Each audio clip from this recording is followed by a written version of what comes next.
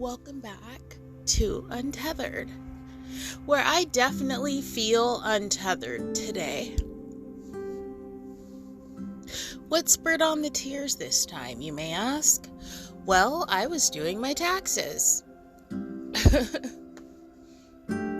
And I was looking for a paperwork regarding schooling, and I couldn't find it in any of my stuff. And when I was in school last summer is when I was living in my SUV. Me and my pup had gone up north to spend the summer. I somehow ended up in school, and we did the SUV camping thing for the summer. So when I couldn't find my paperwork, I thought maybe I'll go look in the car and see if it's there somewhere, because that's where it would have been. And I don't like being in there anymore. I don't take road trips. I drive as minimally as possible, as little as possible, because it reminds me of my dog. And I was sitting in the passenger seat, going through the console, and all of these things in the bottom of the console mess were receipts and papers and items and postcards. Not just from the summer, but from my entire full-time journey, from when I first started on the road with my dog in the fall of 2021. And I just said out loud, what's the point? Why do I even want to continue? Disclaimer again, I'm not feeling suicidal.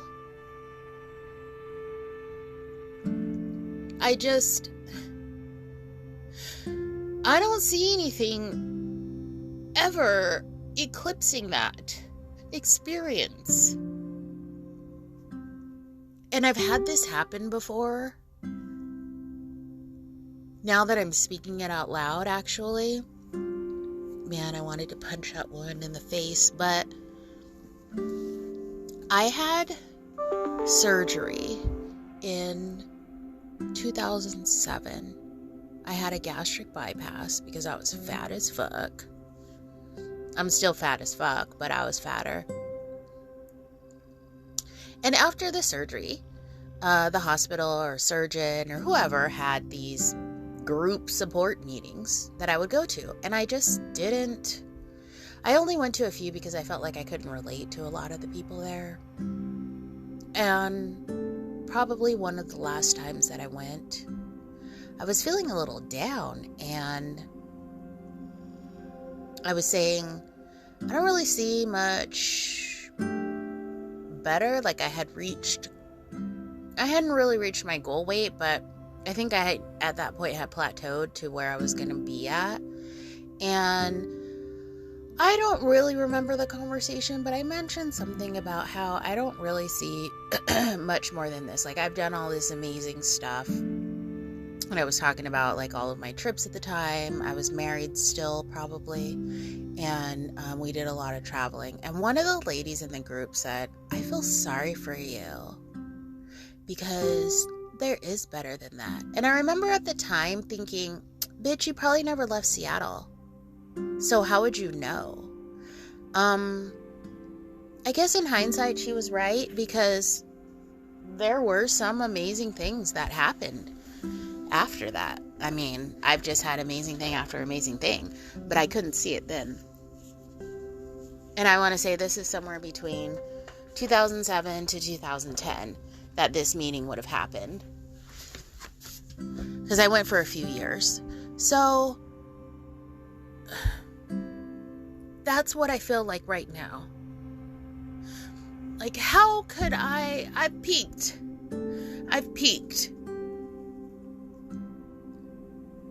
I met a stranger in the desert and helped him until he died. I watched him take his last breath, and then I took care of his dog until his dog died. And then I had amazing adventures around the country with my dog. And then I settled in another state in the middle of the desert and bought a house. Well, I bought a property. I feel like I've peaked and I don't really want anything else.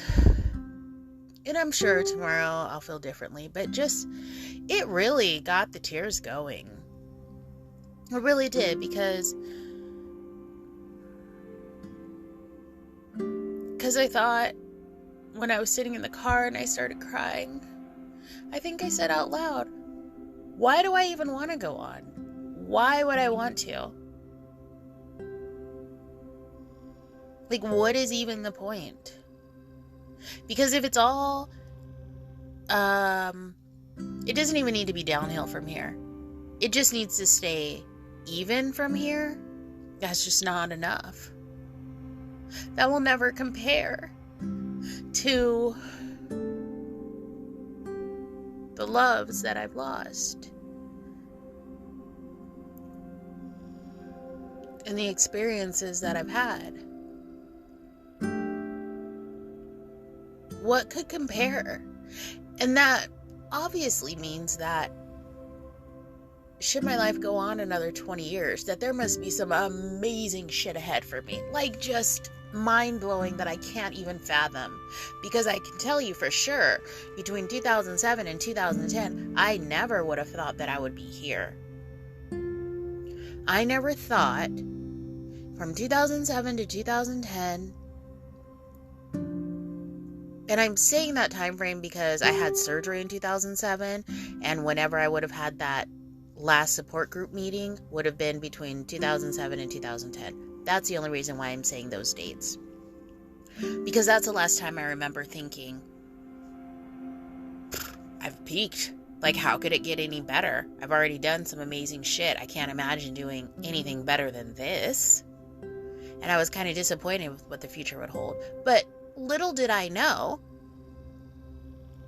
just mid-2010, I was buying my first home with one of the loves of my life.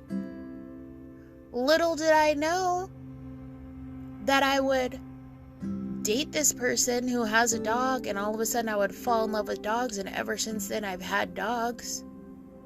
Who would have known that I would move into my SUV, quit my job, put all of my shit in storage, and travel the country? So, should I live another 10 or 20 years, all I know is there better be amazing shit. There better be this better be, like, if I have to go on, if I'm not gonna get some horrible disease or get hit by a fucking falling debris from a plane and die, then it better be fucking amazing. Because I'm not gonna continue for some mediocre shit. Does that even make sense? But right now, where I'm at, I think, obviously, I'm still mourning. I'm still grieving. I'm still dealing with all of the losses that I've had. But I really did break down and was like, what's the point? By the way, I didn't find that piece of paper in the car, so I cried and sat in the hot car for no reason. Anyway, hopefully my taxes will help me at least pay 1 or 2 bills. I did get an interview scheduled for next week that I am excited about. I'm excited about the possibility of having a steady income again, but I'm not excited about going against everything that I promised myself I wouldn't do, which is go back to a full-time job in an office working for, at this point, it would be technically the government. But I don't really have any other sources of income right now because most of my doggy clients are gone. Most of my doggy boarding and dog sitting clients have left for this season. And my little part-time job is done for the I live in a very seasonal town, if I haven't mentioned that a million times before, where as soon as it gets to be 70 degrees, everyone leaves. And they don't come back until the fall. So anyways, yeah, at least I have a job interview, so I have the possibility of that, but I also am fighting with my internal self about, like, it's not going to bring me joy. I don't know that, but I just promised myself that I wouldn't do that I wouldn't go back to corporate America. And this is like ultra corporate America because it would be government. But I have to pay the bills. Nobody else is paying them. I am responsible for me. So, yay. Fingers crossed that I get the interview. Thanks for listening. I think I'm going to go back and finish my taxes now.